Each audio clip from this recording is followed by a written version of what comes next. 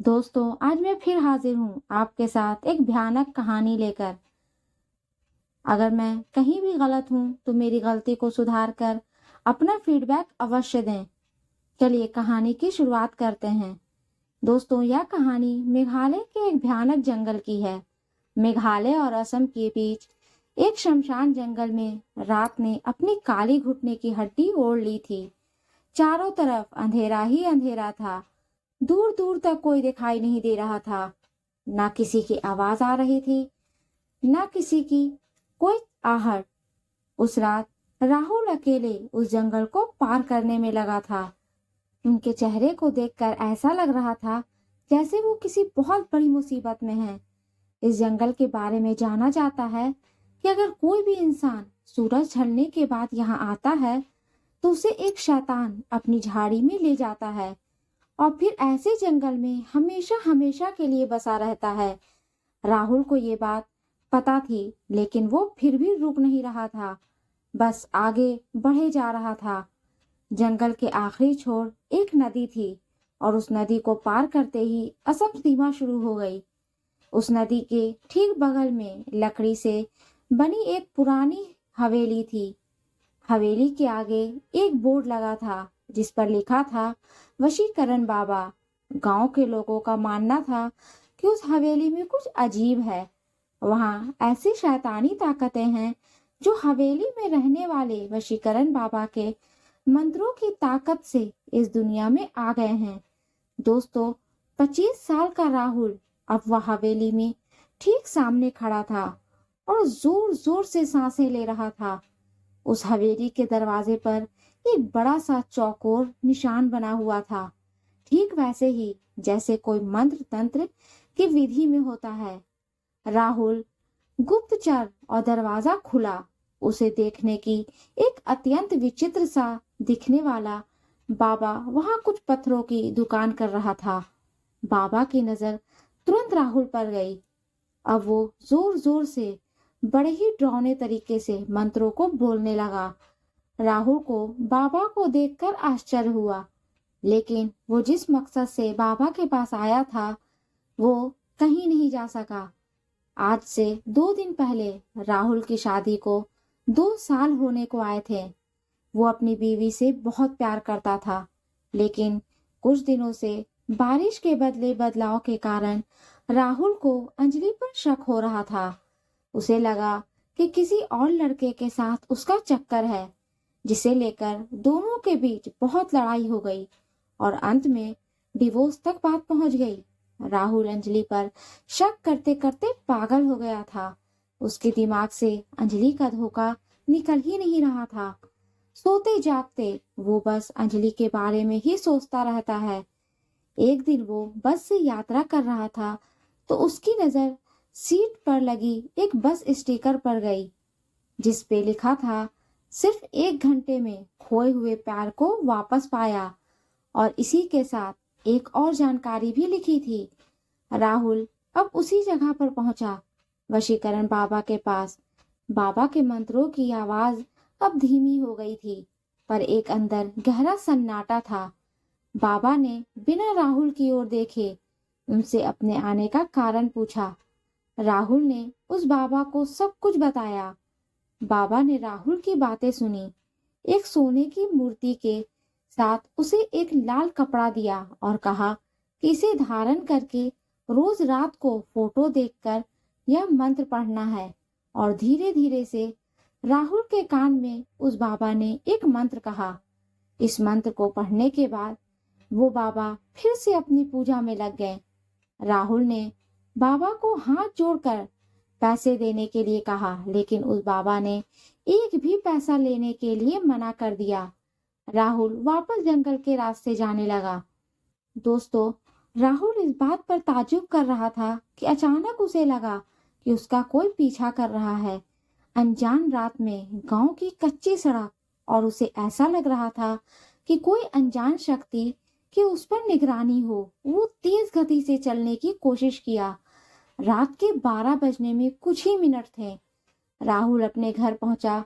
उसने अंजलि की तस्वीर उतारी और बाबा का दिया हुआ लाल कपड़ा और बाबा का दिया हुआ मंत्र का उच्चारण करने लगा। अचानक उसे ऐसा लगा कि उसे किसी काले साए ने घेर लिया है और वो उस पर कब्जा जमाने की कोशिश कर रहा है। राहुल ने अपना सर चारों ओर घुमाया और जोर जोर से मंत्र पढ़ने लगा। कुछ ही समय में वो काला साया वहां से गायब हो गया। राहुल रोज यही करता। ऐसा करते हुए कई दिन बीत गए, लेकिन राहुल की बीवी अंजलि अभी भी वापस नहीं आई। राहुल ने फिर से वशीकरण बाबा से मिलने का निर्णय लिया। हवेली में जाकर उसने बाबा को बताया कि अंजलि अब तक उसकी जिंदगी में वापस नहीं आई। बाबा ने कहा कि यदि वो अंजलि को इस हवेली में ला सकता है तो अंजलि निश्चित रूप से राहुल के पास आ सकती है।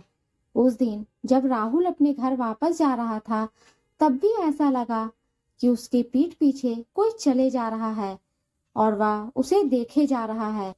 लेकिन राहुल, जो अंजलि से अत्यंत प्रेम करता था, उसे पाने के लिए वो कुछ भी करने के लिए तैयार हो गया। अगले दिन राहुल ने अंजलि को कॉल किया और माफी मांगने के साथ उसी जंगल के पास शाम को मिलने के लिए बुलाया। अंजलि ने कुछ पल सोचा और फिर मन बना लिया। दोनों आज बहुत दिन बाद मिल रहे थे। बात करते करते राहुल अंजलि को हवेली के पास ले गया। जैसे ही अंजलि हवेली के पास पहुंची तो उसे एक अजीब सी घुटन का एहसास होने लगा।